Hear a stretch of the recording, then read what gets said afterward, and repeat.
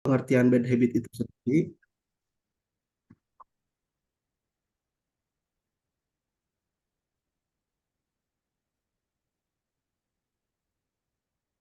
apa itu habit? Habit adalah aktivitas yang dilakukan berulang kali tanpa sadar.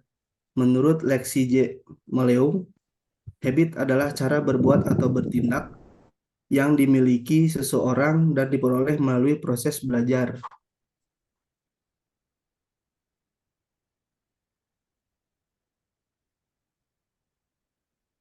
Mengenai kebiasaan atau habit, kita mengenal dua jenis kebiasaan, yaitu bad habit atau kebiasaan buruk dan good habit atau kebiasaan baik. Kebiasaan buruk menyebabkan rasa bersalah, kekecewaan, bahkan masalah kesehatan. Kebiasaan buruk ini tanpa disadari bisa terbawa ke pekerjaan menjadi tidak profesional. Bukan tidak mungkin bisa membuat rekan kerja atau atasan berpikir bahwa Anda orang yang tidak bisa dalam bekerja.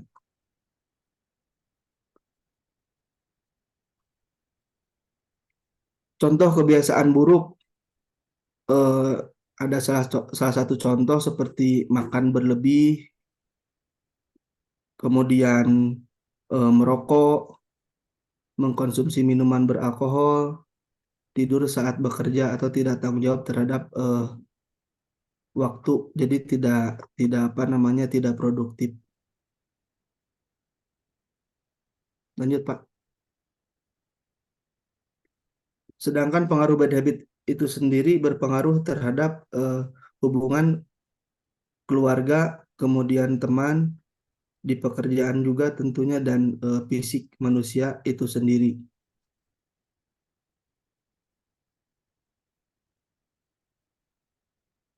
Cara mengatasi bad habit.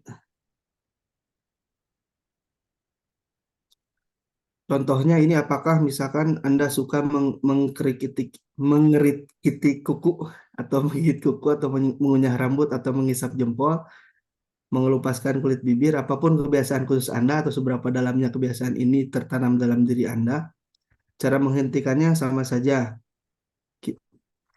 Anda bisa menghentikan kebiasaan buruk dengan usaha yang gigih dan pola pikir yang benar, atau bisa juga dialihkan ke kegiatan yang positif, misalkan berolahraga. Next, Pak Iman.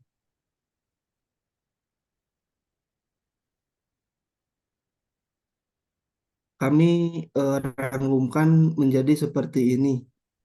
Cara mengatasi bad habit yang pertama, mengubah mengubah pola pikir terlebih dahulu, bahwa kita harus sadar bahwa perilaku bad habit ini harus eh, harus kita rubah untuk improve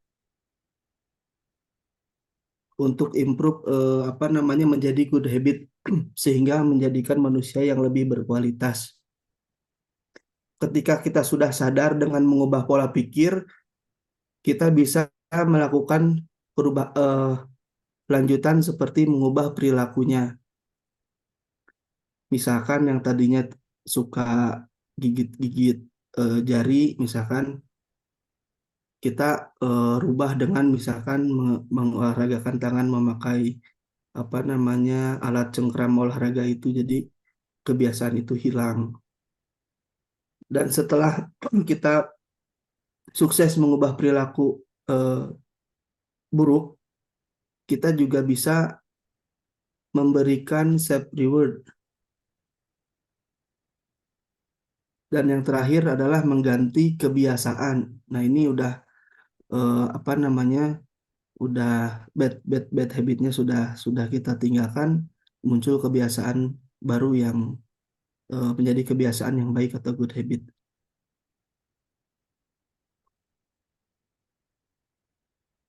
Selanjutnya bisa dibacakan oleh Pak Elham. Silakan Pak Elham. Baik, Pak Iman, terima kasih.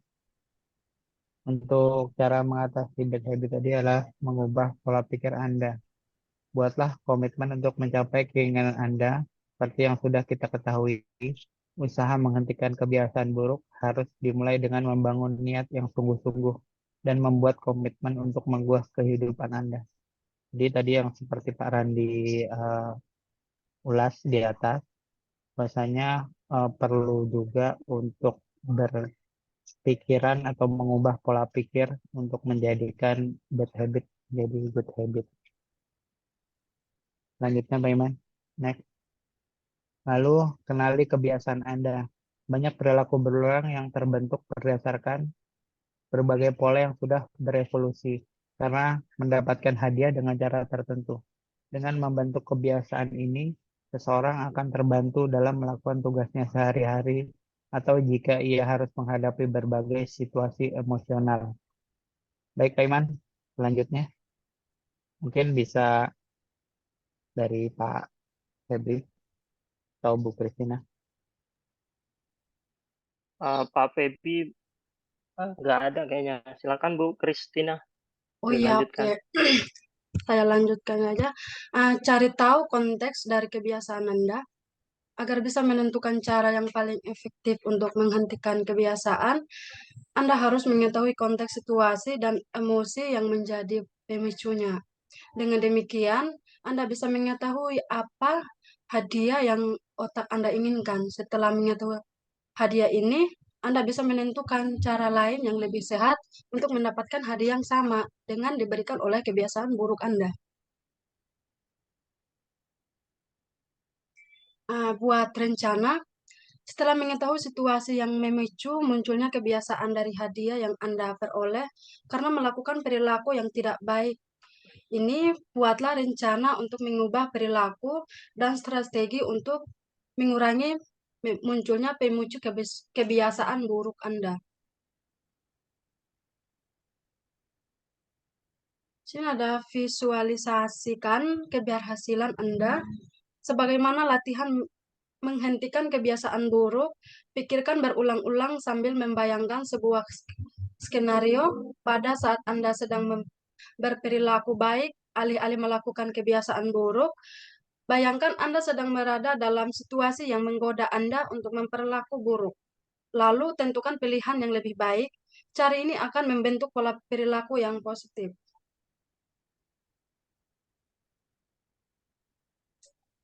Lakukan latihan menenangkan pikiran, yaitu meningkatkan ketenangan pikiran dalam menjalani kehidupan sehari-hari akan membuat Anda lebih sadar atas tindakan Anda, alih-alih bertindak di bawah kendali otomatis.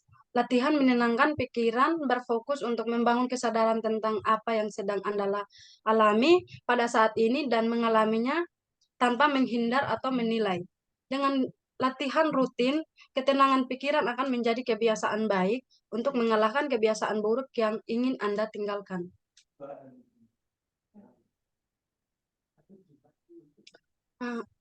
Mengubah perilaku.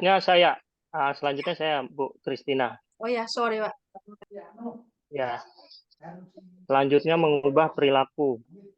Ubahlah lingkungan Anda. Salah satu cara menghindari kebiasaan buruk adalah dengan mengubah apa yang Anda lihat sehari-hari. Kemudian ciptakan penghalang bagi kebiasaan buruk. Jika Anda bisa menciptakan hambatan sehingga lebih sulit atau tidak menyenangkan lagi melakukan kebiasaan buruk ketimbang tindakan yang lain, Anda bisa menghilangkan rutinitas yang sudah membentuk kebiasaan buruk ini di masa lalu. Kemudian mulailah dari hal-hal kecil. Kebiasaan tertentu seperti suka mengulur waktu yang sulit diubah sebab solusinya terkesan cukup membebani. Berhenti mengulur waktu. Terasa seperti tugas berat yang tidak mungkin bisa Anda lakukan. Cobalah membagi rencana ini ke dalam beberapa langkah kecil yang sanggup Anda lakukan.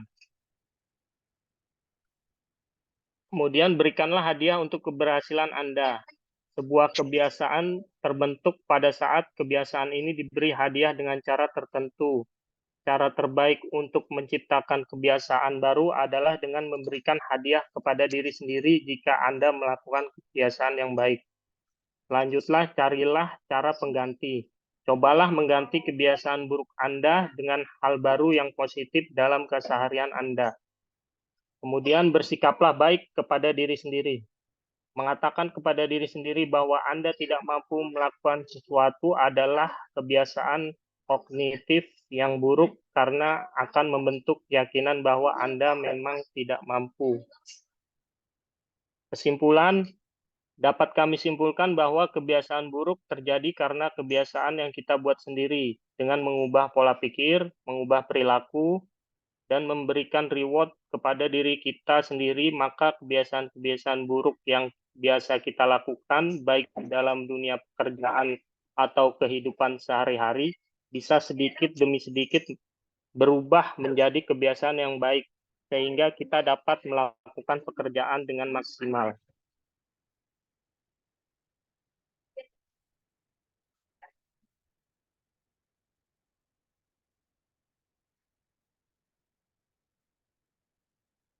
Selanjutnya, untuk quote-nya, Ya, mau lewat, mau lewat.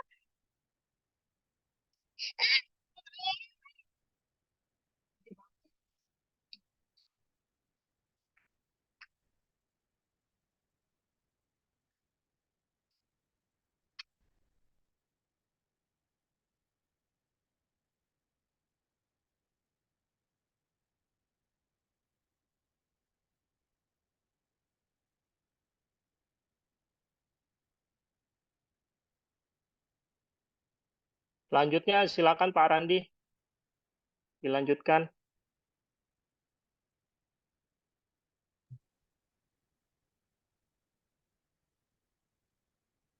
Pak Iman, mengubah pola pikir. Buatlah komitmen untuk mencapai keinginan Anda. Seperti yang sudah kita ketahui, usaha menghentikan kebiasaan buruk harus dimulai dengan membangun niat yang sungguh-sungguh dan membuat komitmen untuk mengubah kehidupan Anda. Banyak orang yang mulai berusaha menghentikan kebiasaan tanpa benar-benar tahu apa yang sesungguhnya ingin mereka ubah. Berhenti melakukan sebuah kebiasaan bukanlah soal yang mudah. Jadi, Anda bisa saja gagal jika tidak mengawali proses ini dengan komitmen yang kuat. Jadi, seperti rumusan yang tadi dibahas sebelumnya, kita harus sadar dulu akan perbuatan buruk itu, lalu kita harus berkomitmen untuk merubah. Kenali kebiasaan Anda. Banyak perilaku berulang yang terbentuk berdasarkan berbagai pola yang sudah berevolusi karena mendapatkan hadiah dengan cara tertentu. Dengan membentuk kebiasaan ini, seseorang akan terbantu dalam melakukan tugasnya sehari-hari atau jika ia harus menghadapi berbagai situasi emosional. Lingkaran kebiasaan terbentuk karena adanya sinyal atau pemicu yang menjadi perintah bagi otak Anda untuk memulai perilaku berulang.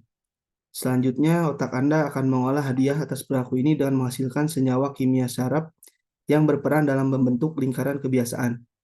Anda bisa menghentikan sebuah kebiasaan dengan menginterupsi aspek perilaku dalam lingkaran ini. Yang ketiga, cari tahu konteks dari kebiasaan Anda. Agar bisa menentukan cara yang paling efektif untuk menghentikan kebiasaan, Anda harus mengetahui konteks situasi dan emosi yang menjadi pemicunya. Dengan demikian, Anda bisa mengetahui apa hadiah yang otak Anda inginkan.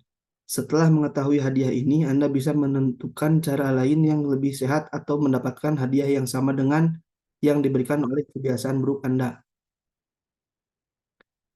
Banyak kebiasaan buruk terbentuk sebagai cara menghadapi situasi yang menimbulkan stres atau kebosanan. Contohnya, bagi banyak orang, merokok bisa meredakan stres. Kebiasaan mengulur waktu untuk sementara bisa memberikan waktu luang yang bisa diisi dengan kegiatan yang lebih menyenangkan. Catatlah jika Anda merasakan adanya keinginan yang kuat untuk melakukan perilaku berulang. Kebiasaan ini seringkali sudah begitu tertanam sehingga kita bahkan tidak sadar mengapa kita melakukannya. Dengan mengembangkan kesadaran, Anda bisa mengetahui apa yang sedang terjadi sehingga kebiasaan Anda terbentuk. Pada saat Anda membuat catatan, tulislah apa yang terjadi saat itu. Misalnya, jika Anda suka mengerikiti kuku, catatlah setiap kali Anda merasakan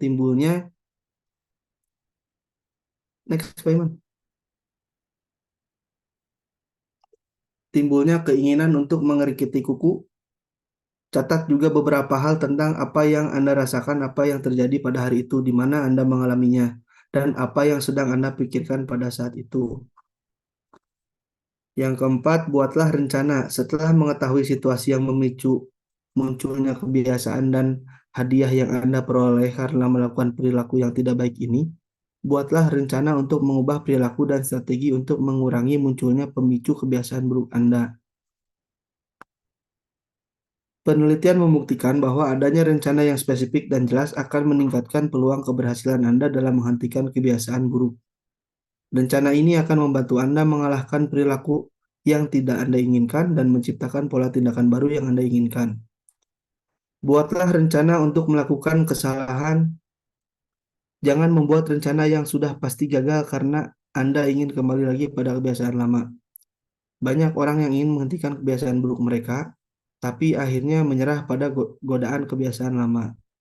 Dengan memahami hal ini sebelumnya, lebih kecil kemungkinannya Anda akan membiarkan pikiran negatif menghalangi niat Anda untuk menghentikan kebiasaan buruk. Dalam membuat rencana, Anda harus mempertimbangkan juga mekanisme yang bisa mendukung Anda agar mampu bertanggung jawab.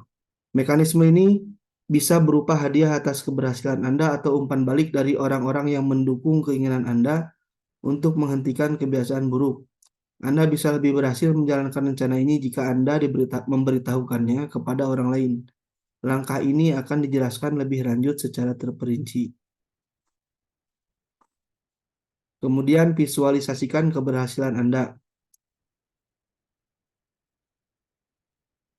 Contoh, Anda ingin mengurangi makanan yang tidak sehat. Bayangkan Anda sedang menyiapkan makanan sehat di dapur, lalu makan. Ada orang yang merasa terbantu dengan menulis naskah tentang perilaku yang mereka inginkan dan membacanya setiap hari. Yang keenam, lakukan latihan menenangkan pikiran. Meningkatnya ketenangan pikiran dalam menjalani kehidupan sehari-hari akan membuat Anda lebih sadar atas tindakan Anda. Alih-alih bertindak di bawah kendali otomatis, latihan menenangkan pikiran berfokus untuk membangun kesadaran tentang apa yang sedang Anda alami pada saat ini dan mengalaminya tanpa menghindar atau menilai dengan latihan rutin. Ketenangan pikiran akan menjadi kebiasaan baik untuk mengalahkan kebiasaan buruk yang ingin Anda tinggalkan. Latihan menenangkan pikiran akan melatih otak Anda agar mampu merespon dengan situasi cara yang berbeda. Latihan ini bisa memprogram ulang cara Anda merespon situasi dan pemicu stres. Pikiran yang tenang akan memberikan Anda waktu sebelum bereaksi atas sesuatu hal dan mengurangi kecenderungan munculnya pikiran otomatis sebagai respons atas situasi tertentu. Sadari jika Anda tergoda untuk menyerah pada kebiasaan lama, situasi seperti apa yang mengarahkan Anda pada perilaku buruk, apa sensasi Anda yang dirasakan di tubuh atau pikiran yang muncul sehingga memancing perilaku yang tidak baik. Anda bisa bertahan dari kebiasaan lama dengan memahami hal-hal tersebut tanpa menilai diri sendiri. Jangan menekan pikiran-pikiran tentang kebiasaan ini. Jika Anda berusaha tidak berpikir tentang sesuatu, ironisnya Anda justru semakin memikirkannya dan menjadi terbebani. Misalnya, usaha Anda untuk tidak berpikir tentang merokok hanya akan membuat Anda sangat sensitif pada apapun yang mengingatkan Anda tentang merokok. Akan jauh lebih baik jika Anda mengakui ketagihan Anda dan mengenali situasi yang memancingnya, lalu kemudian atasi masalah ini sampai tuntas. Cobalah melakukan meditasi ketenangan pikiran, kesadaran tubuh dan pikiran akan semakin berkembang jika Anda bisa menyediakan waktu beberapa menit setiap hari untuk berdiam diri dan memfokuskan perhatian pada napas Anda. Misalkan yoga dan tai chi juga mengajarkan meditasi dan keduanya baik untuk kesehatan Anda. Perhatikan pada saat Anda merasakan adanya dorongan yang kuat untuk melakukan kebiasaan buruk, tapi jangan menilai pikiran tersebut. Cobalah mengatakan, saat ini aku ingin sekali merokok atau saat ini benar-benar ingin mengerikiti kuku jari tanganku. Anda bisa meninggalkan kebiasaan buruk ini tanpa merasa tidak berdaya karena pikiran-pikiran tersebut dengan mengakui apa yang sedang Anda rasakan. Selanjutnya bisa dibantu oleh Pak Ilham. Baik, Kak Randi. Untuk mengubah perilaku Anda, nomor satu, ubahlah lingkungan Anda. Dalam artian, penelitian telah membuktikan bahwa lingkungan kita ada kalanya mengarahkan kita pada perilaku tertentu, meskipun kita sudah berusaha menggantikannya. Oleh sebab itu, usaha untuk menghentikan kebiasaan buruk juga harus dilakukan dengan mengurangi pemicu situasional sampai Anda bisa membentuk cara baru untuk menghadapinya. Situasi dalam sebuah novel bisa membantu kita mendayagunakan bagian tertentu di dalam otak kita yang berperan dalam membuat keputusan secara sadar, sehingga kita tidak kembali lagi melakukan perilaku yang terpola oleh kendali otomatis. Salah satu cara menghindari kebiasaan buruk adalah dengan mengubah apa yang Anda lihat sehari-hari. Setelah itu amati apakah keinginan Anda untuk melakukan kebiasaan buruk semakin berkurang. Sebagai contoh, jika Anda sedang merokok di teras rumah, pindahlah kursi yang biasa Anda duduki, lalu ganti dengan pot bunga. Jika Anda cenderung maka berlebih pada saat duduk di tempat tertentu, di meja makan, duduklah di tempat lain, atau tata ulang furnitur Anda sedemikian rupa, sehingga posisi duduk Anda berubah dari biasanya. Perubahan besar di lingkungan bisa mengurangi berulangnya kebiasaan buruk yang tidak Anda sadari dan memaksa pikiran Anda menilai kembali apa yang sedang terjadi. Bangunlah hubungan dengan orang-orang yang mendukung perilaku yang Anda inginkan. Jangan mengabaikan teman-teman lama, tetapi Anda bisa mengurangi munculnya pemicu perilaku buruk jika bertemu dengan orang-orang yang cara hidupnya sesuai dengan apa yang Anda inginkan. Pergilah berlibur jika bisa. Salah satu cara terbaik untuk menghentikan kebiasaan buruk adalah dengan mencari situasi baru yang sama sekali berbeda untuk sementara. Bentuklah kebiasaan baru yang sehat agar bisa Anda terapkan setelah Anda kembali beraktivitas seperti biasa. Nomor 2, ciptakan penghalang bagi kebiasaan buruk. Ceritakan rencana Anda untuk menghilangkan kebiasaan buruk kepada orang-orang yang suportif dan meminta mereka menegur jika Anda melakukan lagi. Cara ini akan membawa konsekuensi jika Anda sampai menyerah pada godaan. Akan lebih baik lagi, Anda bisa mencari seorang yang ingin menghilangkan kebiasaan buruk yang sama dengan Anda. Dengan demikian, Anda berdua bisa saling mengawasi agar taat pada rencana sehingga bisa menghentikan kebiasaan ini bersama-sama. Gagasan lain sama baiknya adalah dengan melakukan apa saja memutus urutan kejadian yang cenderung mengarah Anda pada perilaku buruk. Contohnya, jika Anda ingin berhenti merokok, simpanlah rokok Anda di ruang yang lain. Jika Anda ingin berhenti login ke Facebook selama jam kerja, putuskan koneksi internet atau gunakan salah satu aplikasi yang bisa memblokir akses ke situs-situs seperti itu. Meskipun hambatan ini bisa diatasi dengan mudah, ada kalanya cukup sulit menghilangkan pola perilaku yang menggiring Anda pada kebiasaan yang tidak baik. Tentukan hukuman. Tentukan hukuman kecil, Anda menyimpang. Contohnya, Anda bisa menggunakan alasan yang sama untuk menghentikan kebiasaan berbicara kasar. Setiap kali Anda kembali melakukan kebiasaan lama, masukkan uang 10.000 atau lebih ke dalam kaleng atau toples. Tentukan jumlah yang cukup membebani jika Anda kembali menyerah pada godaan. Dan lakukan niat Anda dengan taat. Jika Anda sudah berhasil meninggalkan kebiasaan lama, gunakan uang ini untuk membeli hadiah atau donasi untuk kegiatan amal. Atau jika Anda sedang berusaha berhenti kebiasaan, maka perpanjang 10 menit waktu berolahraga. Jika Anda makin berlebih, hukuman yang ada kaitannya dengan perilaku bisa menjadi cara yang paling efektif. Selanjutnya bisa dibantu Bu Christina. Silakan Bu. 3, mulailah dari hal-hal kecil. Ada kebiasaan tertentu seperti suka mengukur waktu yang sulit diubah sebab solusinya terkesan cukup, tidak mungkin bisa Anda lakukan. Cobalah membagi rencana ini ke dalam beberapa langkah kecil yang sanggup Anda lakukan. Dengan demikian, Anda boleh menerima hadiah setelah melihat keberhasilan dengan segera.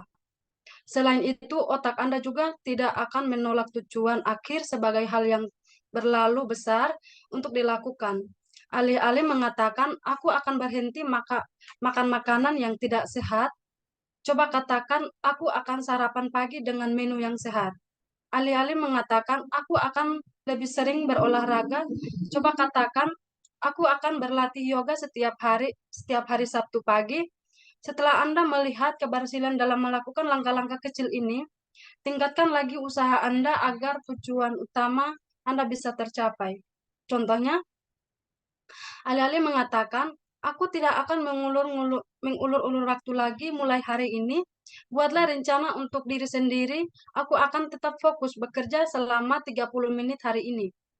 Ada cara yang cukup terkenal yaitu metode Pomodoro yang bisa membantu Anda. Pasanglah waktu dengan menentukan sendiri berapa lama Anda ingin fokus bekerja tanpa melakukan hal-hal yang lain. Jangan terlalu lama, 40 menit sudah lebih dari cukup atau 20 menit juga boleh. Cara ini bertujuan agar Anda bisa menentukan sendiri tugas yang masuk akal dan bisa Anda lakukan. Setelah waktu yang Anda tentukan selesai, istirahatlah dahulu. Lakukan hal-hal yang Anda sukai, melihat-lihat Facebook, membaca SMS. Setelah itu, tentukan lagi waktu kerja yang baru. Cara ini bisa menipu otak Anda sehingga terbentuk kebiasaan baru yang baik sebab Anda bisa melihat keberhasilan dengan segera atau yang diinginkan oleh otak Anda. 4. Berikan hadiah untuk keberhasilan Anda. Oleh karena sebuah kebiasaan terbentuk pada saat kebiasaan ini diberi hadiah dengan cara tertentu, cara terbaik untuk menciptakan kebiasaan baru adalah dengan memberikan hadiah kepada diri sendiri jika Anda melakukan kebiasaan yang baik. Hadiah yang paling mendukung keberhasilan adalah hadiah yang diberikan segera setelah Anda melakukan perilaku yang baik dan berikan apa yang benar Anda inginkan atau sukai. Contohnya, jika Anda ingin menghentikan kebiasaan terlambat datang ke kantor, berikan hadiah segelas kopi hangat kepada diri sendiri setiap kali Anda datang tepat waktu sampai hadiah ini tidak diperlukan lagi. 5. Carilah cara pengganti. Cobalah mengganti kebiasaan buruk Anda dengan hal baru yang positif dalam keseharian Anda. Intinya adalah menyiapkan rencana agar Anda tindakan alternatif jika Anda tergoda untuk melakukan kebiasaan buruk. Contohnya, jika Anda ingin berhenti merokok, gantilah dengan mengisap permen, melakukan latihan pernapasan atau berjalan kaki di sekitar rumah. Isilah kekosongan karena Anda meninggalkan kebiasaan lama dengan aktivitas baru agar Anda tidak mengulang kebiasaan lama. Carilah tindakan alternatif yang menarik dan tidak membuat Anda bosan. Jika Anda bisa membentuk kebiasaan baru dengan melakukan kegiatan yang benar-benar Anda sukai, sesuatu yang bisa Anda nikmati atau yang pasti atau idealnya segera atau memberikan hasil yang positif, Anda akan lebih mudah beralih pada kebiasaan yang baik. 6. Selanjutnya yang keenam, bersabarlah. Perubahan perilaku adalah proses yang panjang dan menghentikan kebiasaan akan membutuhkan waktu. Jadi, bertahanlah dalam menjalankan rencana Anda. Bersabarlah dan bersikap baiklah kepada diri sendiri. Buku-buku tentang kebijaksanaan konvensional dan pengembangan diri mengatakan bahwa sebuah kebiasaan bisa dihentikan dalam waktu 28 hari. Kenyataannya jauh lebih rumit, sebab berdasarkan penelitian terbaru, lamanya proses pembentukan kebiasaan baru tergantung pada individu yang bersangkutan dan kebiasaan itu sendiri. Rentang waktunya bisa hanya 18 hari, bahkan bisa sampai 245 hari. Meskipun proses ini berbeda pada masing-masing orang, mungkin cukup aman jika dikatakan bahwa beberapa hari pertama akan menjadi proses yang paling sulit. Beberapa ahli saraf menyarankan agar orang-orang menjalani masa karantina selama 2 minggu pertama. Dengan menjalani karantina, sistem saraf kita akan berjuang menghadapi perubahan zat kimia tubuh yang berfungsi memicu pusat penerima rangsangan di dalam otak kita karena terbiasa menerima hadiah. Yang ketujuh, bersikap baik kepada diri sendiri. Mengatakan kepada diri sendiri bahwa Anda tidak mampu melakukan sesuatu adalah kebiasaan kognitif yang buruk karena akan membentuk keyakinan bahwa Anda memang tidak mampu. Ingatlah bahwa bersikap keras kepada diri sendiri karena menghadapi masalah atau melakukan kesalahan tidak akan membantu dan cara ini akan memperburuk kebiasaan yang sudah buruk. Jika Anda sadar sedang mengkritik diri sendiri, ingatlah bahwa hal-hal yang terlihat saling bertentangan bisa berjalan beriringan. Contohnya, bayangkan Anda ingin menghentikan kebiasaan makan makanan tidak sehat, tetapi Anda mengalah dan membeli sekantong keripik untuk teman makan siang. Mungkin Anda akan menyalahkan diri sendiri karena hal ini. Tetapi Anda bisa memilih bersikap baik dengan mengakui kesalahan dan menyadari bahwa ini bukanlah sebuah kegagalan. Anda tidak perlu menyerah hanya karena sudah pernah satu kali mengalah. Cobalah menambahkan kata "dan" pada pernyataan Anda dan membuat rencana yang positif jika lain kali Anda menghadapi tantangan. Contohnya, aku sudah membeli sekantong keripik waktu makan siang tadi. Aku sangat kecewa pada diriku sendiri karena kejadian ini dan aku bisa menyiapkan sendiri camilan untuk kubawa ke tempat kerja agar mesin penjajah makanan tidak membuat aku tergoda. Kemudian Anda juga bisa menambahkan kata "tetapi", lalu ikuti dengan pernyataan positif. Contohnya, aku sudah tidak bisa apa-apa lagi, tetapi setiap orang ada kalanya berbuat salah. Tips: pada saat keadaan semakin sulit, coba pikirkan apa yang akan terjadi di kemudian hari. Jika Anda pada akhirnya bisa mengatasi kebiasaan buruk yang kemudian atasi kebiasaan buruk satu persatu, paling banyak 2. Jika terlalu banyak, Anda akan terbebani. Yang ketiga, beberapa orang merasa lebih mudah mengurangi kebiasaan berulang secara bertahap, sementara yang lainnya lebih mudah berhenti tiba-tiba atau langsung berhenti sama sekali. Temukan cara yang paling sesuai untuk Anda, meskipun ini berarti Anda harus terus berusaha.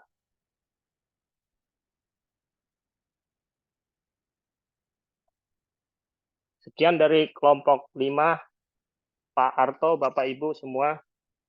Mungkin ada diskusi atau masukan, silakan.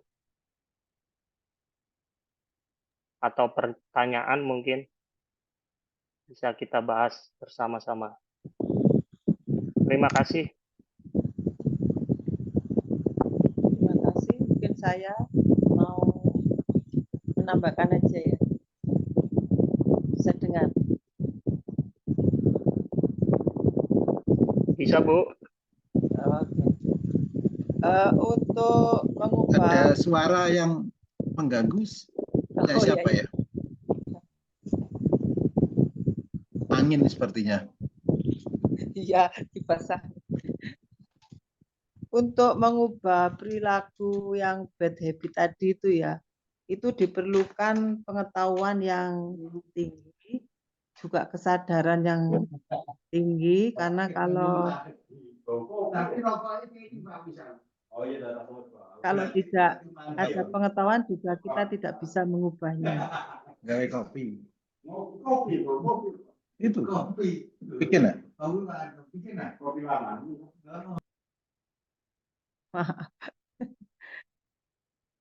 Ini ada kejadian di tempat kami, yaitu anak meninggal dunia karena kebiasaan minum yang tidak sehat. Jadi anak ini mulai dari kecil sama orang tuanya dibiarkan minum minuman sesuka Artinya misalnya minuman jus dan lain sebagainya, pokoknya selain air putih. Dan dalam usia ke 10 tahun ini, anaknya sudah meninggal dunia. Jadi kira-kira 10 tahun, karena ternyata dia diserang penyakit jantung membengkak. Dan setelah diteliti, karena kebiasaan-kebiasaan yang bad habit tadi. Di sini karena kurang pengetahuan dari orang tua, juga kurangnya kesadaran, juga tidak bertanya-tanya bagaimana perkembangan anak-anak tersebut, apakah itu bad habit atau tidak, yang penting menyenangkan bagi anak. Nah ini untuk mengubah perilaku seperti ini sulit sekali di tempat kami, karena kebanyakan kita kan di tempat kami ini orang Madura, ya. Jadi untuk mengubah perilaku menjadi good habit itu sulit sekali. Terima kasih, mungkin menjadi tanggapan yang lain.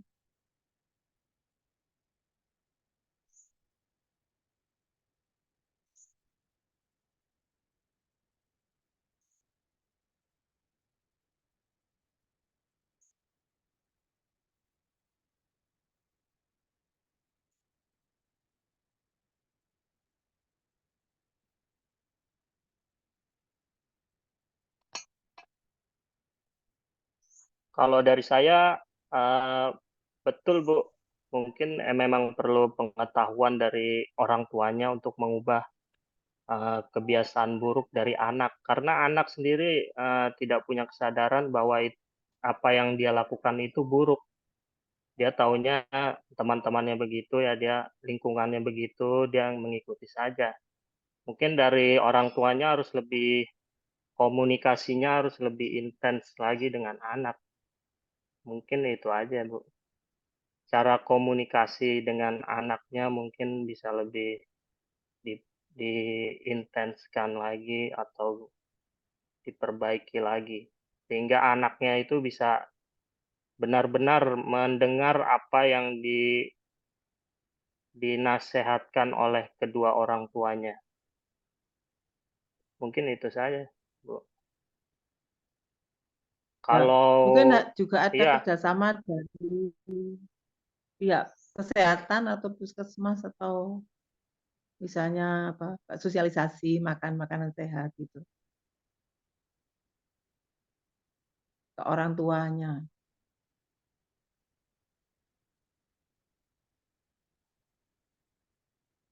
iya betul, Bu.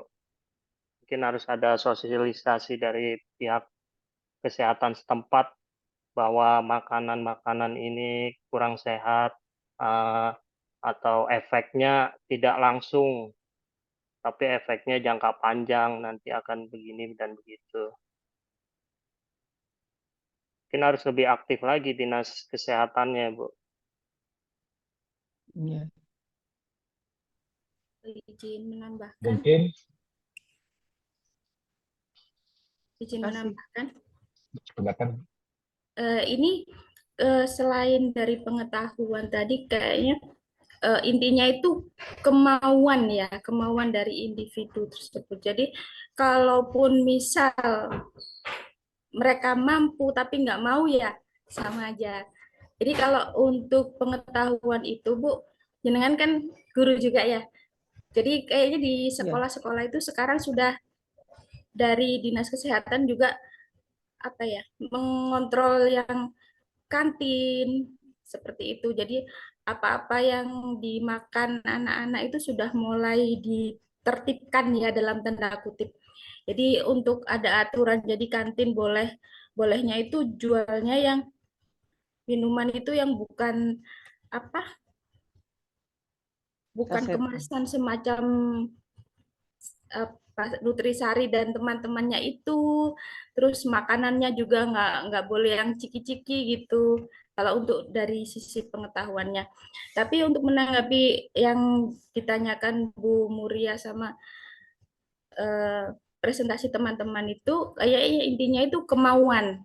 Jadi di atas kemampuan, kemauan di atas kemampuan. Jadi kadang orang mampu kalau nggak mau juga tidak ada gunanya seperti itu. Terima kasih. Mungkin tambahan, izin. Menurut saya sih memang kalau untuk kebiasaan di apa namanya ya di daerah-daerah yang paling punya pengaruh untuk perubahan ke good mindset itu atau itu memang harus melibatkan tokoh-tokoh agama. Sehingga kadang-kadang kan memang sulit kita untuk sosialisasi kalau memang dari instansi yang bisa jadi dari kesehatan. Tapi kalau dari tokoh agama itu mungkin akan lebih apa namanya, cepat diterima oleh masyarakat. Apalagi khususnya kalau tadi Ibu bilang masyarakat Madura contohnya. Tapi saya juga mau sharing terkait dengan merubah mindset itu. Tadi saya dengar juga salah satu contoh adalah merokok. Saya dulu juga merubah apa namanya habit merokok itu dengan menggunakan permen dan permen itu sampai 2 tahun untuk merubah. Dari tahun 2008 saya sudah berhasil sampai sekarang untuk merubah dengan tadi ya memang ada strategi dengan mengubah atau menggantikan rokok pada saat kita butuh itu kita rubah dengan permen. Gitu mungkin sharing dari saya dan masukannya. Terima kasih teman-teman.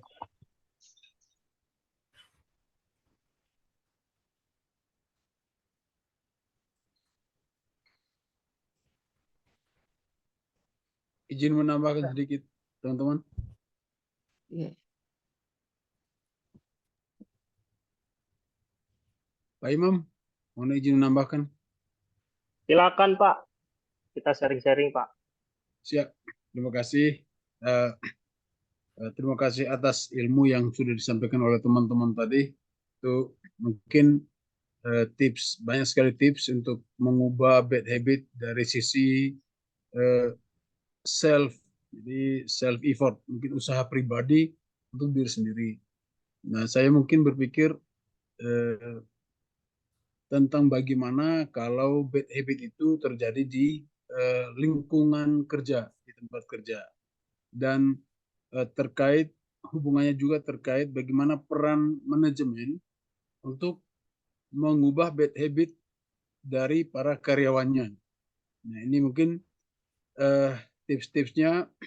Ini saya memberikan contoh di lingkungan kerja kami ada kebiasaan-kebiasaan dari karyawan atau teman-teman kerja, operator komputer dan staf dan karyawan yang kadang-kadang melepaskan tugas pokok atau tugas yang dikasih pada hari itu dan disibukkan dengan mengakses media sosial. Jadi mereka buka laptop, tetapi yang dibuka itu media sosial.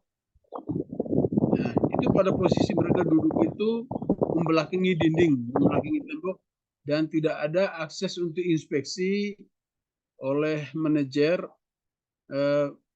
atas apa yang sedang mereka lakukan. Kemudian manajemen coba mengubah posisi duduk yang berada di tersentral di satu ruang yang agak besar.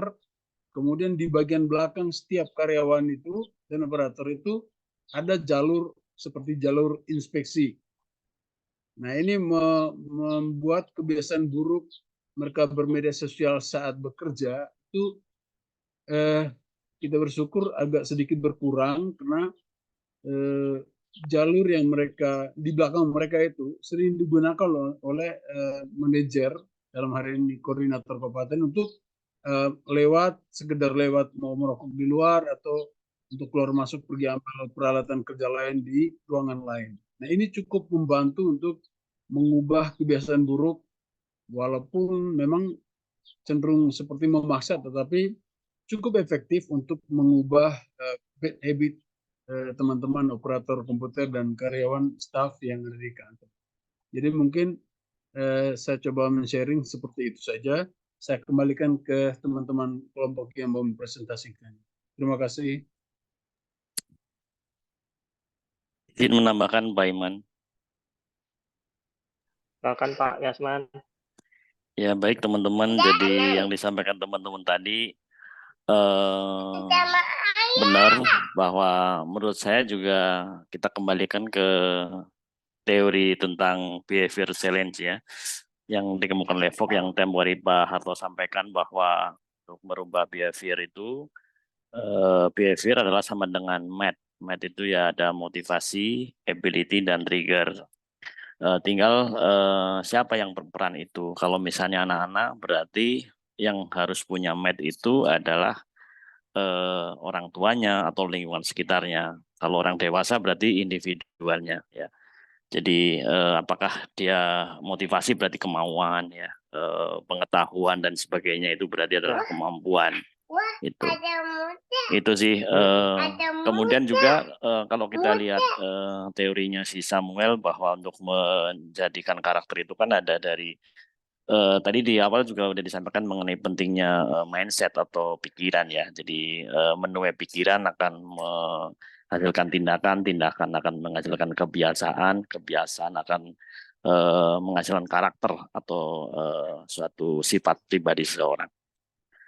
Itu teman-teman, Pak Iman, tambahan tanggapan dari saya. Terima kasih.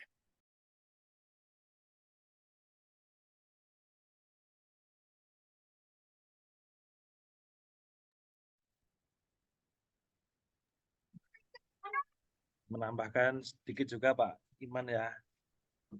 Silakan Pak. Jadi ternyata dari beberapa diskusi tadi, menurut saya memang yang pegang kunci itu niat ya.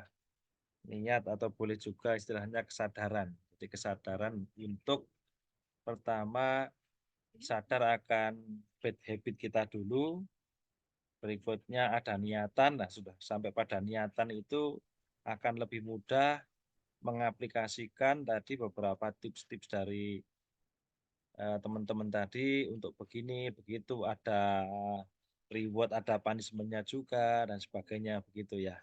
Sehingga memang ya itu dia. Kalau menurut saya itu yang saya tangkap tadi adalah ada niat yang kuat itu. Tapi kalau niat tidak kuat kadang di tengah jalan bisa patah semangat juga. Begitu saja Pak Iman, terima kasih. Terima kasih Pak. Izin Mungkin Pak memang Iman. bad habit atau good habit pilihan kita ya Pak. Mungkin pilihan kita untuk memilih mau bagaimana dan kita konsekuensi dengan pilihan kita. Mungkin selanjutnya bisa dilanjut.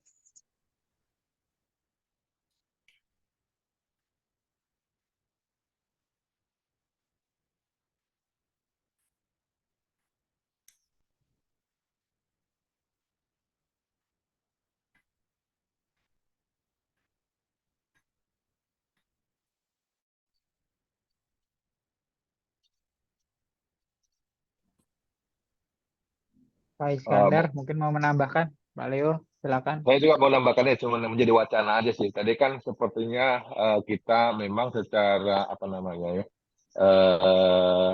natural itu bahwa kemauan itu menjadi kunci. Tapi sebenarnya juga banyak faktor. Banyak orang yang ingin mau, tapi memang faktor lainnya termasuk kondisi lingkungan itu banyak mempengaruhi. Itu sangat. Contoh juga saya ambil saya sendiri sih. Saya sudah lama ingin tidak merokok, tapi lingkungan itu tidak mendukung, kemauan itu tinggi banget gitu. Dan banyak orang contoh yang juga yang kita teman-teman beberapa sharing narkoba gitu ya, habit yang ini. Dia pengen sih, tapi lingkungan itu yang membuat dia tidak mampu gitu untuk apa namanya mengalahkan ataupun ingin tetap fokus kepada kemauan. Itu sih yang mungkin menjadi sharing buat kita atau menjadi diskusi sih. Karena banyak orang sih yang niat, kalau manusia secara psikologi kan pengen baik dan punya niat buruk gitu ya. Nah, itu sih poinnya. Kegagalan orang ingin menjadi apa namanya ya, good habit itu kendalanya salah satu memang ya kondisi lingkungannya sendiri yang ada. Gitu mungkin bisa menjadi sharing Pak. Baik, Pak Leo. Memang kalau tadi masalah merokok dan narkoba itu di lingkungan kita memang sangat jadi concern ya Pak. Pak Munir mungkin mau menambahkan tadi, silakan, monggo Pak. Ya, terima kasih Pak Ilham. Saya tadi terlempar karena jaringan di tempat saya ya. Moga-moga suara saya bisa jelas didengar. Jelas sih Pak. Ya, terima kasih. Sepakat sekali ya dengan apa yang disampaikan mulai dari narasumber dan teman-teman ya. Memang merubah kebiasaan buruk ini selain yang paling kuat adalah kemauan atau niat ya. Tapi saya ingin mungkin sedikit menambahkan ada juga yang diperlukan adalah kehadiran negara ya atau pemerintah ya untuk turut serta membatasi. Nah, seperti tadi yang disampaikan teman-teman terkait misalkan nih anak-anak kita ya dari contoh Bu Muria tadi sejak kecil sudah mengkonsumsi makanan-makanan yang tanpa disadari ya dalam jangka panjang berbahaya misalkan. Maka untuk hal-hal semacam ini pemerintah harus turut serta hadir ya untuk melakukan pembatasan sejak dini. Nah, demikian juga seperti yang tadi dicontohkan terkait dengan kebiasaan merokok. Ini di beberapa tempat ini untuk merubah ini kayaknya memang perlu dipaksa sehingga harus ada perda-perda yang membatasi tempat merokok seperti di Jakarta itu enggak semua tempat kita bisa merokok dan sebagainya. Begitu Pak Leo ya. Nah, demikian juga dengan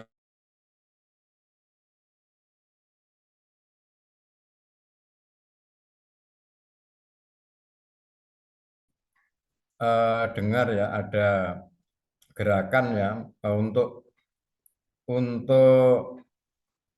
jamaah subuh di masjid. Nah, ternyata ini juga mempunyai efek ya untuk membiasakan ya masyarakat ya itu bangun saat subuh. Nah, ternyata hal-hal demikian artinya ada niat, juga ada dukungan dari berbagai pihak ya, terutama pemerintah, lingkungan seperti yang sampaikan teman-teman tadi dan seterusnya. Mungkin itu aja sih Pak Ilham, hanya melengkapi saja semua sepertinya juga sudah disampaikan oleh narasumber maupun teman-teman. Terima kasih. Oke, makasih Pak Munir sharing-sharingnya. Jadi memang untuk kebiasaan bad habit dan cara mengatasinya sebenarnya masing-masing dari permasalahan mungkin punya solusi masing-masing, tapi balik lagi ke diri kita sendiri. Bagaimana mungkin niat dan juga mungkin kondisi lingkungan tadi yang sudah kita paparkan. Mungkin juga ketakwaan kita kepada Sang Pencipta juga mungkin bisa perkuat lagi itu kita ini Pak Harto belum masuk lagi ya. Mungkin kita kalau masih ada yang mau sharing silahkan sebelum nanti minta tanggapan dari Pak Harto mungkin. Monggo dipersilahkan. Pak Krisna mungkin banyak pengalaman nih. Apa masukan Pak Krisna? Kita mau mendengarkan nih. Monggo. Kalau banyak ya enggak sih Pak. Tapi memang ada beberapa waktu lalu sharing-sharing itu tentang orang yang Suara Pak Krisna kurang jelas ya? Cek. Tumben. Cek. Sudah Pak? Takutnya jaringan saya tadi beberapa kali ini jelas nih, ini jelas. Oh ya. Sharing-sharing aja Pak, beberapa waktu lalu itu banyak anggapan untuk mengubah bad habit menjadi good habit ini sebenarnya diinginkan banyak orang. Terus ada salah satu metode dalam terapi itu adalah hipnoterapi ya, atau terapi lebih ke psikis mungkin ya, menggunakan pendekatan hipnosis begitu. Dikatakan karena kalau menggunakan hipnoterapi ini akan lebih cepat, efektif dan hasilnya permanen gitu. Tapi sepertinya anggapan itu tidak sepenuhnya benar ya. Karena memang otak itu memiliki cara kerja sendiri. Jadi cara kerja otak yang dominan itu ketika kita sudah dewasa adalah dengan repetition atau repetisi ya, mengulang-ulang. Jadi kalau misalnya saya mau berhenti merokok misalnya dan mengganti dengan satu kebiasaan yang baik apa, itu harus diulang-ulang gitu, sehingga ya itulah sebenarnya yang di shortcut pada conscious mind masuk ke subconscious mind, itu mau di shortcut begitu. Ketika critical areanya ditembus begitu ya, dengan metode hipnosis itu maunya langsung mengganti file itu, bahwa saya tidak suka merokok, bahwa saya apa, itu menjadi saya gemar olahraga atau apa dan sebagainya. Tetapi kadang itu nanti bisa ada ke-trigger sesuatu, dia balik lagi. Sehingga yang paling efektif kalau menurut saya adalah yaitu tadi, kita sadar dulu, atau dengan ranah kesadaran kita dulu, bahwa kita sadar saya mempunyai satu habit yang menurut saya kalaupun dulu itu baik atau dulu itu fine-fine saja, sekarang menjadi bad. Misalnya merokok, dulu kayaknya merokok itu keren, merokok apa misal begitu, terus kita sadar bahwa merokok itu oh ini bad habit. Nah, dari kesadaran itu terus muncul niatannya apa, saya mau berhenti merokok dengan alasan ini, itu, dan sebagainya, menggantinya dengan apa, misalnya begitu. Dari kesadaran muncul niat, di situ terus baru kita main cara mengubah atau apa istilahnya ya, memprogram ulang otak kita. Sementara otak ada yang conscious, ada subconscious mind. Yang conscious mind itu sekitar 12%, katakanlah 10% lah, 90-nya subconscious itu yang berperan dalam hidup kita. Nah, itu cara mengubah file di subconscious mind ini yang sulit itu, karena kita harus butuh pengulangan. Jadi kalau misalnya tadi itu ada kata-kata tadi yang dipresentasikan tadi, alih-alih kita berpikir demikian, diubah menjadi demikian dan sebagainya. Tadi itu sudah bagus, sudah benar menurut saya. Teman itu harus diulang, sehingga nanti ketika pikiran sadar kita yang hanya katakanlah 10-12% itu memasukkan file atau data baru, itu biasanya akan ditolak sama subconscious mind kita. Sekali penolakan, file yang masuk itu masih akan terekam di situ, bahwa misalnya saya perokok menjadi saya bukan perokok. Ini salah ini. Dia menganggap ini salah, makanya dia tetap akan merokok. Nanti muncul lagi, loh kok muncul lagi file baru, katanya saya bukan perokok. Itu tersimpan lagi. Tetapi nanti enggak, ini salah, yang benar saya perokok, masih tetap merokok. Tapi ketika diulang, nanti ketika sudah sampai ranahnya katakanlah bobotnya 50-50 ada berapa, nah subconscious mind mulai menimbang yang benar mana nih, yang benar mana, dia sudah agak bingung. Tapi kalau diulang-ulang lagi bahwa saya itu berperilaku hidup sehat dengan tanpa merokok dan sebagainya, loh kok akhirnya itu file itu terbanyak. Akhirnya file yang baru inilah, yang porsinya banyak ini, akhirnya bisa menggantikan file lama yang mengatakan saya adalah perokok. Nanti akhirnya file yang saya merokok itu akan terdelete dan digantikan di penyimpanan data kita, file kita itu, bahwa saya adalah seorang yang berperilaku sehat dan sebagainya. Teorinya sih begitu. Nah, memang ada beberapa aturan main lainnya sih, ada banyak sekali sebenarnya kalau kita melihat itu. Salah satunya adalah dengan kata-kata yang positif. Kata-kata positif itu misalnya begini, saya sekarang ngomong ke teman-teman semua ya. Jangan bayangkan gajah. Sekarang saya katakan kepada teman-teman semua untuk jangan membayangkan seekor gajah. Ya, jangan membayangkan seekor gajah. Nah, apa yang terjadi? Teman-teman malah membayangkan itu seekor gajah gitu. Sehingga itulah kenapa kita dianjurkan untuk berpikiran positif, karena pikiran negatif seperti itu. Ketika kita berpikiran negatif, kita memakai kata-kata yang salah dalam afirmasinya, masih menggunakan kata-kata yang negatif, itu kadang justru malah itu yang dipikirkan oleh otak gitu. Misalnya jangan merokok gitu. Misalnya kita mau berhenti merokok, kita ingat mau merokok, jangan merokok. Malah nanti pikiran itu mungkin akan lebih fokus ke kata merokoknya itu. Yang di underline itu kata merokoknya itu. Sehingga seperti tadi itu yang dipresentasikan itu di slide-nya teman-teman tadi. Jadi ubah dengan sesuatu yang baru misalnya. Bukan jangan merokok, tapi misalnya apa ya, misalnya tadi Pak Leo tadi mengubah dengan apa ya, permen atau apa misalnya. Pas mau merokok itu jangan mengatakan jangan merokok, tapi pas mau merokok katakan misalnya permen apa ini lebih enak dari merokok, permen apa ini lebih sehat dari merokok lah, itu yang tidak ada kata negatifnya, dia akan lebih cepat men-trigger subconscious mind kita sebenarnya. Ya mungkin lebih kurang itu dulu sementara sharing saya. Terima kasih. Nanti yang lain.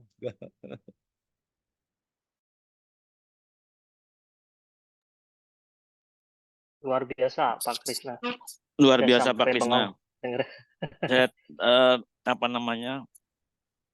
setuju dengan pendapat Pak Krisna. Saat ini ada bukan saat ini, sudah lama sebenarnya ya. Ada teknik baru mengenai merubah mindset. Tadi Pak Krisna sampaikan ada otak bawah sadar dan otak sadar kita ya. Jadi mindset itu ada di otak bawah sadar kita. Itu ada teknik hipnoterapi. Bahkan sekarang ada program untuk optimalisasi berat badan itu tidak perlu pakai obat. Tapi ada namanya slimy hipnoterapi. Itu salah satu bentuk contoh merubah kebiasaan. Jadi yang disasar memang otak bawah sadarnya yang disampaikan Pak Krisna tadi. Jadi bisa itu karena biasa. Jadi rutinitas yang terus-menerus itu akan menjadi sebuah karakter. Makanya ada istilah bisa karena biasa. Itu. Untuk merubah merokok menjadi tidak merokok, itu ya memang harus ada kebiasaan baru yang menggantikan kebiasaan lama. Ada teknik dasarnya tentang hipnoterapi. Kalau teman-teman mau belajar, itu ada tempat belajarnya di Surabaya. Teknik hipnoterapi untuk merubah disiplin, tidak disiplin menjadi disiplin, untuk merubah yang tidak slimy menjadi slimy, gitu ya. Itu teknik-teknik merubah kebiasaan melalui perubahan mindset. Setuju Pak Krisna. Terima kasih. Terima kasih Pak Yasman. Pak Yasman jangan-jangan sudah belajar ini hipnoterapi ini. Pak Yasman lebih dulu kayaknya Pak ini Pak. Terbiasa penyampaiannya Pak Krisna tadi sama Pak Yasman untuk sharing kita.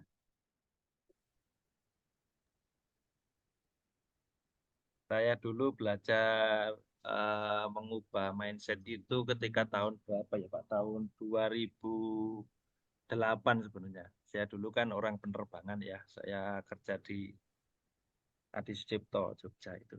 Jadi di sana saya orang penerbangan, terus akhirnya beralih profesi dengan profesi yang saya cita-citakan, yaitu menjadi seorang pengajar begitu ya. Nah itu beralihnya itu ternyata agak banyak. Biasanya ke pelayanan publik begitu, menjadi pelayanan di bidang pendidikan itu ya. Terus apa yang harus saya pelajari itu?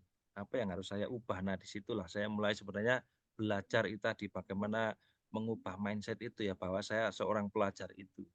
Sampai akhirnya di 2010 itu bisa mulai menguasai hipnosis sebenarnya. Nah, hipnosis itu ada dua aliran sebenarnya, untuk state hipnosis atau juga hipnoterapi. Nah, itu untuk state hipnosis kayak kurang nyaman, saya sendiri kurang nyaman, sehingga akhirnya masuknya ke hipnoterapi gitu. Tapi biasanya memang awalnya untuk belajarnya memang dari state hipnosis sih. Dari stage itu terus mulai akhirnya nanti ketemu alirannya di mana. Kalau Uya Kuya dulu dia lebih ke stage hipnosis kali ya. Nah, begitu. Kalau saya waktu itu kok nggak nyaman dengan stage hipnosis, masuknya akhirnya ke hipnoterapi sih. Waktu itu menerapi diri saya sendiri supaya bagaimana sih bisa betul-betul nyaman menjadi seorang pengajar dan sebagainya, begitu sih. Awalnya dulu demikian, 2010. Saya mendapatkan lisensi untuk hipnoterapi itu 2000 berapa? 2010 itu juga ingat saya. Tapi terus lama sudah tidak saya praktekkan. Karena saya harus kuliah di Unida. Sama Kak Yohanes dan kawan-kawan. Kapan-kapan Sering coba saya diasah lagi Pak Krisna. Dan kita coba di terapi nih kita. Siapa tahu masih bisa bermanfaat untuk kita yang di sini, Pak. sudah lama tidak dipraktekkan ini, Pak.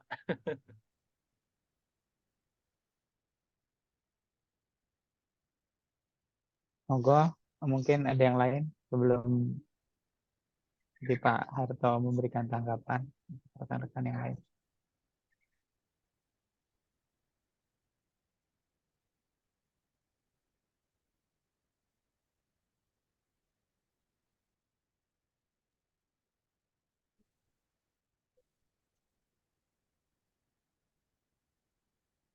Pak Harto mungkin ada yang ditambahkan untuk mencerahkan kita-kita ini, Pak. Baik, Pak Kris, terima kasih. Mas Iman, terima kasih ya. Telah banyak kita sharing tentang habit ya. Tadi sudah kelihatannya sudah banyak ya teori yang bisa kita dengar bahwa merubah bad habit ke good habit itu kan banyak teorinya. Ya. Sebenarnya dari teori-teori yang sudah dikemukakan tadi, ada beberapa kunci penting yang menurut saya perlu dicermati. Yaitu adanya mindset, adanya niat, ya, adanya perencanaan untuk mengoperasionalkan tentang perilaku baru, ya, supaya bad habit menjadi good habit. Itu yang penting. Mana lebih duluan antara mindset dengan niat? Beberapa teori tadi kan sebenarnya kuncinya kan di niat dulu. Ya. Tapi sebelum niat kan mesti ada mindset dulu yang perlu dirubah. Karena menetapkan bahwa ini bad habit, apa ini good habit, itu kalau mindsetnya salah kan juga salah. Misalnya merokok tadi, yang kelihatannya banyak dibicarakan merokok tadi. Kalau mindset merokok itu adalah sangat laki-laki, sangat macho, sangat apa, ya, itu kan menjadi apa itu? Merokok itu akan membuat pergaulan lebih baik misalnya. Ya, itu kan mindsetnya sudah beda dengan kalau merokok itu merusak kesehatan. Ya, sehingga mindsetnya kan harus dirubah dulu. Sebenarnya merokok itu mindset apa habit, apa good habit, apa bad habit. Ya, bagi yang merokok kan masih mengatakan merokok itu good habit. Karena dengan merokok saya menjadi produktif, bisa menulis banyak. Ya. Saya bisa berpikir lebih optimal misalnya. Ya. Karya saya menjadi lebih banyak. Berarti mindsetnya kan berbeda dengan orang yang mengatakan merokok itu jelek. Sehingga menurut saya mindset ini harus ditetapkan dulu. Ya, setelah itu baru niat. Teori-teori tadi yang sudah dikemukakan tadi, ya, selama mindsetnya belum dirubah dan niatnya belum ditetapkan, ya nanti kan hasilnya pasti kurang baik. Ya.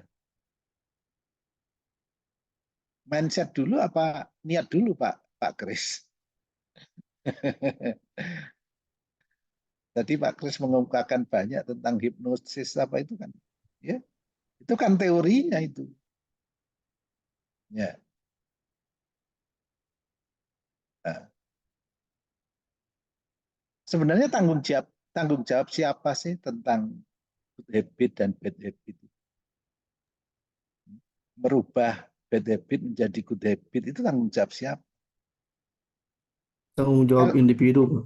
Kita sendiri itu Pak, Eh? subjeknya sendiri. Pribadi masing-masing. Pribadi Pribadi masing-masing. masing-masing apa ada orang lain yang harus berperan?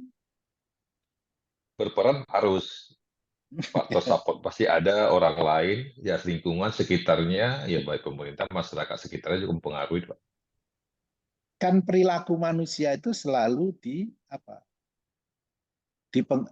ditentukan oleh tarik menarik antara, kalau kita kembali ke teorinya the Fogg behavior, itu kan ada motivasi, ada ability, dan ada trigger, ada prompt.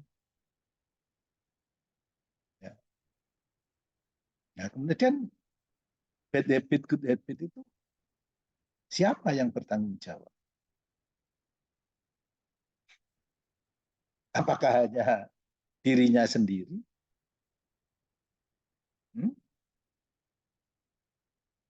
Kalau dirinya sendiri kan seakan-akan manusia itu berperilaku itu tanpa bisa dipengaruhi oleh orang lain.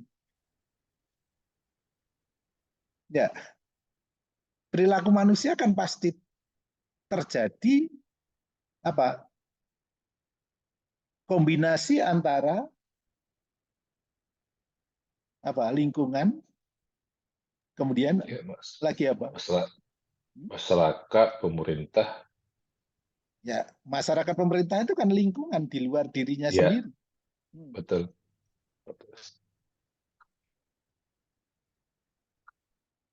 Nah, jadi manusia kan tidak mungkin bisa merubah habit itu murni dari dirinya, tapi pasti juga dipengaruhi oleh orang lain kan gitu. Orang yang sudah bersuami pasti habitnya dipengaruhi juga oleh istrinya. Ya, seorang anak habitnya pasti dipengaruhi oleh keluarganya juga kan gitu. Ya.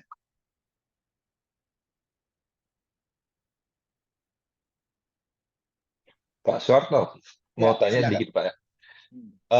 Kalau habit itu kan biasanya individu, tapi kalau menjadi budaya dia baru ikut komunitas atau ada orang lain atau di sekitarnya lingkungan yang mempengaruhi. Karena kan budaya nggak akan mungkin tercapai kalau dari individu-individunya. Itulah habit, bukan gitu Pak? Kira-kira gambarnya. Gimana Pak Kris? Habit itu lama-lama kan menjadi budaya itu. Iya betul. Ya. Kalau semuanya itu mengikuti dengan apa yang good habit itu menjadi budaya, good kan, good budaya gitu ya, good culture. Tapi kalau bad habit akan budaya juga, tapi budaya bad culture kan gitu Pak. Dari habit dulu menjadi budaya apa budaya menjadi habit? Menurut saya sih habit dulu baru jadi budaya, benar nggak Pak? Ya, gimana teman-teman? Kalau budaya itu apa? Budaya Habit itu apa? kan habit, kumpulan kebiasaan.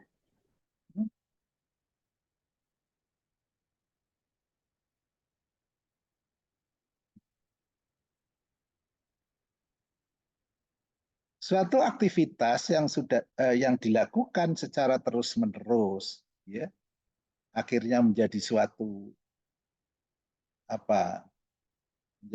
kebiasaan, dan itu menjadi suatu nilai yang dipraktekkan di dalam suatu kehidupan. Itu kan budaya. Ya. Jadi habit itu kan kebiasaan. Ya. Jadi menjadi budaya apabila kebiasaan-kebiasaan itu sudah menjadi kesepakatan jadi suatu nilai. Jadi budaya akhirnya. Ya. Praktek yang dilakukan secara terus-menerus, ya. Dan akhirnya praktek-praktek itu dijadikan sebagai suatu nilai, akhirnya menjadi budaya.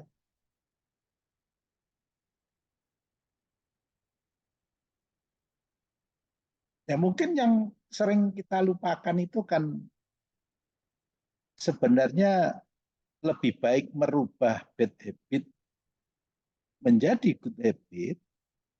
Apakah kita itu preventif dulu supaya memiliki good habit?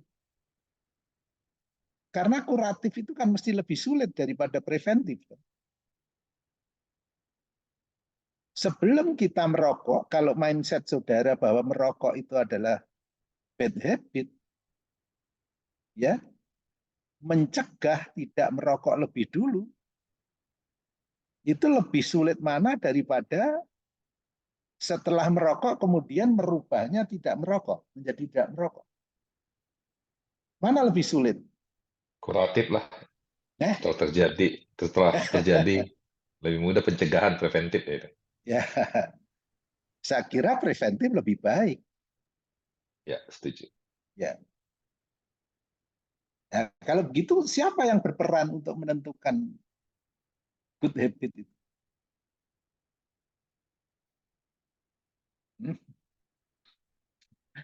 Yang berperan siapa? Yang jelas kan tadi sudah diri sendiri berperan, ya, lingkungan berperan, ya. Tadi Pak Iskandar saya kira kalau tidak salah pemerintah kemudian aturan-aturan lain itu kan ikut berperan. Karena lingkungan itu berperan terhadap suatu kebiasaan, ya. Lingkungan itu mendukung dan bisa juga menghambat terhadap perilaku seseorang kan gitu. Kalau misalnya hukuman membuang puntung di sembarang tempat itu dihukum, saya kira kan perilaku kita akan tidak membuang puntung rokok di sembarang tempat ya. Seperti di Singapura kan gitu. Nah, tapi setelah kembali ke Indonesia, kenapa saudara kok tidak bisa melakukan seperti di Singapura? Karena di Singapura kalau membuang puntung di sembarang tempat ada apa? Ada hukumannya kan gitu. Kalau di Indonesia kan enggak. Ya. Nah, setiap pagi misalnya kita kalau yang ada di Malang itu di Kayu Tangan itu, sekarang kalau mau cari puntung rokok kan sehari bisa dapat satu. Dulu kan ada orang cari puntung rokok ya. Seingat saya ya. Zaman dulu, Pak. Zaman dulu ada tuh ya. Zaman dulu. Orang mengais puntung rokok itu kan ada itu. Ada, Pak, dulu, Pak. Sekarang dengan adanya rokok filter nampaknya enggak ada itu. Ya. Dulu sisa-sisa tembakonya kan masih bisa dipakai untuk apa? Untuk dimanfaatkan lagi. Ya. Jadi aturannya teorinya sudah banyak saudara bicarakan. Sekarang tinggal harus mulai dari mana itu. Harus mulai dari mana? Kalau saya harus dari mindset dulu ditata, kemudian menetapkan niatnya, ya. Setelah menetapkan niat baru apa? Menetapkan perilaku apa yang akan dilakukan secara operasional. Tetapi tidak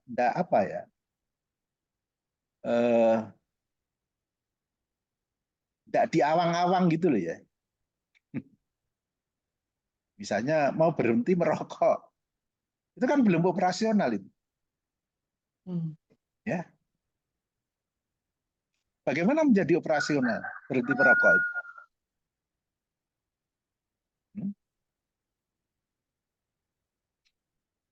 Harus ada apanya? Ada action ya. Ya harus ada kapannya, itu kan harus ada. Kapan sih mulainya? Iya. Perencanaannya. Ya. Terus bentuk tindakannya seperti apa? Yang selama ini misalnya kalau setiap hari itu setelah makan merokok, maka apa? Mulai besok setelah makan tidak Makan buah. tidak merokok. Itu operasional itu, ya. Iya. Jadi tindakan-tindakan operasionalnya harus jelas. Sehingga setiap orang kan akan berbeda-beda itu.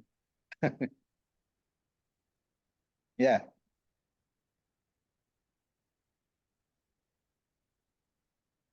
Mungkin ada komentar kan, atau tadi ada beberapa pengalaman seperti Pak Yohanes ya, di perusahaan itu untuk merubah bad habit dari teman-teman operator komputer, kemudian supaya tidak main-main dalam bekerja, itu ditata kembali susunan peletakan komputernya. Itu saya kira kan pengalaman yang baik. Mungkin dari teman-teman yang dulu memiliki bad habit ya, yang bisa merubah menjadi good habit, kan perlu juga diceritakan di forum ini ya, kalau ada. Misalnya saya dulu mantan apa gitu misalnya, ya apa. Ya Pak Kris ya. Pak Kris tadi kan juga mantan penerbangan apa tadi? Mantan apa Pak Kris? Dulu kerja di penerbangan, Pak. Oh iya, dulu kerja di penerbangan. Tapi itu good habit itu. Kan baik itu kerja di penerbangan. Baik, silakan untuk dilanjutkan. Sekarang jam berapa? 12.38. 12.38, Pak. 12.38. Iya. Lanjut. Monggo Pak Anto, masih ada Lanjut. mata kuliah lagi. Mau Iya. lanjut atau gimana? Silahkan Pak. Beri kamu lanjut. Lanjut. Kesepakatan aja, jangan saya yang menetapkan. Break dulu aja Pak. Break dulu Pak, izin Pak. Break Pak. ya. Ya. Ya Pak. Ya. Break setengah jam. Iya Pak. Iya. Jam Pak. Boleh Ya. Pak, nanti sambung lagi di link yang sama ya Pak ya. Ya, di sama. Ya. Baik Pak Anto. Gimana, cukup ini untuk diskusi ini? Cukup Pak. Cukup ya. Cukup, Pak. Luar biasa Pak hari ini Pak. Terima kasih Pak. Nggak difoto Pak Kris. Ini mau difoto ini. Iya. Terima kasih dulu untuk timnya Pak Iman, Roni, dan kawan-kawan tadi yang sudah presentasi. Terima kasih juga Pak Harto. Nanti kita sambung lagi di mata kuliah berikutnya. Break setengah jam ya. Nanti berarti kita bisa mulai lagi lebih kurang jam 1 begitu. 1 Jam 1:10 menit. Siap. Baik, terima kasih. Kita foto dulu teman-teman untuk saya kirimkan ke Prodi. Kayaknya gaya bebas, silahkan. Jewer kuping juga boleh.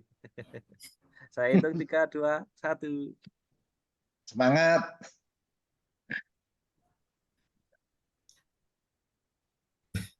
Terima kasih Pak Harto, teman-teman. Kita bisa break dulu, ketemu lagi setengah jam berikutnya. Terima kasih. Makasih. Terima kasih Pak Harto, sama teman-teman semua. Terima kasih Pak Harto. Terima kasih. Terima kasih.